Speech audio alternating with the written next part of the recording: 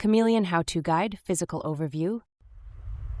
Hello everyone, John for Cat Northwest here. Today we're going to be doing a physical overview of the APH Chameleon, and we're going to be talking about all the buttons and their functions and kind of where everything is located.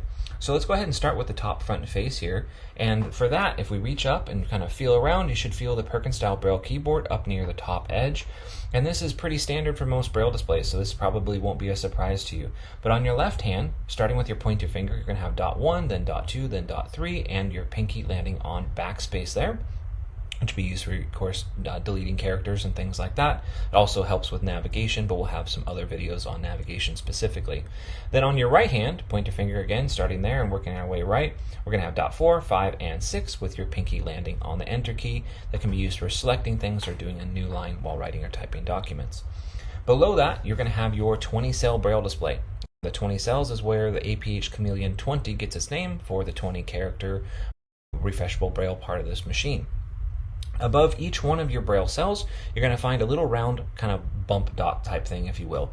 These are your cursor routers. So there's one for every single character. While you're editing text, you can use those to move your cursor around the document, maybe move backwards, click, fix a spelling mistake, then move the end of your line again or something like that. They also do double as an enter when trying to choose or select things from the menu system. Below your 20-cell Braille display, you're going to have dual spacebar buttons kind of sort of centered, and those are both space. So you can press one, the other, both, same time, doesn't really matter. It's all going to be one space at the end of the day. That does it for our top front face there. Let's go ahead and rotate to the front edge of the device. This is where we have what are called the thumb keys.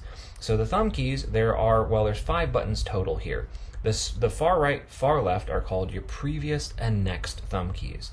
In from there, you have 2 slightly longer rectangular buttons. These are going to be your Braille display panning keys. And in the center, you'll have a round button. This is going to be your home button.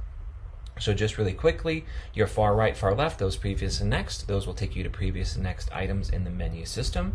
Those inner, longer rectangular thumb keys, these ones will pan you or shift you forward and backwards by your 20-character display at a time. So if you're reading along a sentence, you get to the end of the first 20 characters, you can press the one on the right, that will shift you to the next set of 20 characters, not 22. And if you wanted to kind of rewind your Braille and look at the previous 20 characters, you can press that left one and that will shift you there. And again, little circle button in the center you can press to take you back to the top of your main menu. Alright, that does it for the front edge there. Let's go ahead and jump over to the left-hand side of the machine.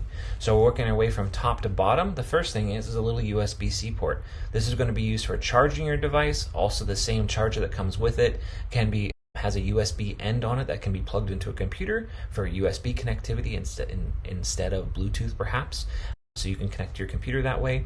That same computer connection with USB also does allow you to view from your computer the device's internal file structure and transfer documents and books and things like that to and from if you'd like. Below that, it's not very tactile, but you can feel that there's a little hole. It almost feels like there's just a little LED light for indicating your power. After that, sort of on the center of that left-hand side, we have kind of a little pill-shaped button with a small extra dot, so it's a little bit more tactile there. That is going to be your power button. To turn this guy on, you give it a press and hold for about a 1, 2, 3. You should feel a little vibration, and some of the Braille will pop up and say starting up, and that will boot your device up. If your device is on, you can press and hold that button, and it will bring up the power off menu, and you can scroll to OK or cancel and press enter or cursor router key on one of those to shut the machine down. Working our way down from there, I should say one more thing about the power button. While it's on, it can also be quickly pressed, just a quick click. That's a little hard that's a tongue twister, quick click. Anyway, so you can quickly press this to put your machine to sleep and wake it up as well. So if you plan on using it pretty quickly, you don't necessarily need to shut it down all the way. Maybe you're going to be using it multiple times throughout the day. You can just give it a quick press to put it to sleep, quick press to wake it up, and it will go to sleep and wake up almost instantly, which is definitely a lot faster than powering on and off all the way. Now, moving on.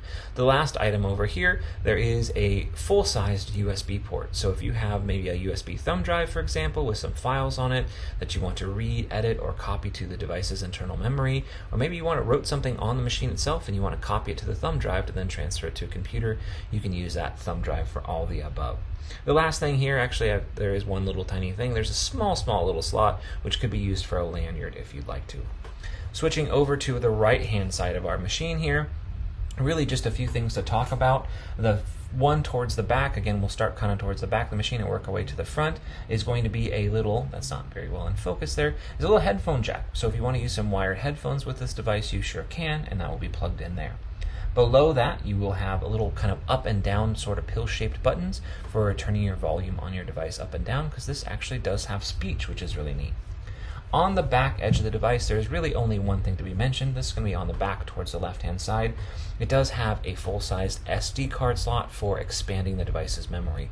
It will come with 16 gigabytes built in, but if you'd like, you could pop in, a 32, a 64, or even more gigabyte card to expand the device's storage. Now, in this world of smartphones, 16 gigabytes doesn't sound like a lot, but on this device you're talking about books that are text files or things like that most of the time, and text files in the grand scheme of things are tiny files compared to, say, pictures or videos or something like that, or apps, that most people have on their phones.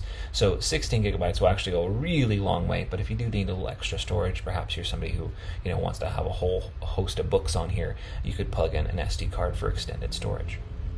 All right. And then really, I'm not going to take this out of the case, but just if you wanted to, the case, you can open it up from the back here, and that kind of flips open, and underneath you'll find your device's serial number. And that's a little quick physical overview. Hopefully that was helpful, and have a great rest of your day. CATT, Center for Assistive Technology Training Northwest.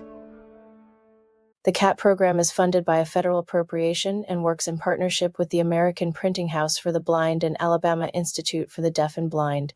Logos: APH, AIDB, and WSSB